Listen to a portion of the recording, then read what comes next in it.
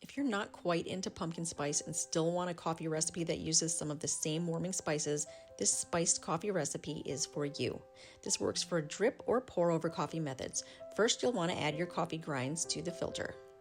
I used one from the Detroit Bold Coffee Company, but you can use whatever kind you like.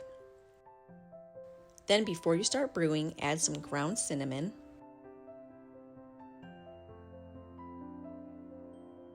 and ground cloves to the filter and give it a stir.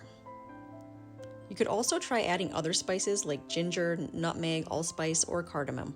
This is such a great way to add special natural flavoring to your coffee along with antioxidants and zero fat, cholesterol, or added calories from sugar and creamer. Though I did add a little optional maple syrup once it was done.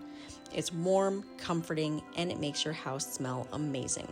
Plus, if you have leftover coffee, you can always make ice cubes out of them for iced coffees during the week. Let me know if you've tried this and which spices you like to use.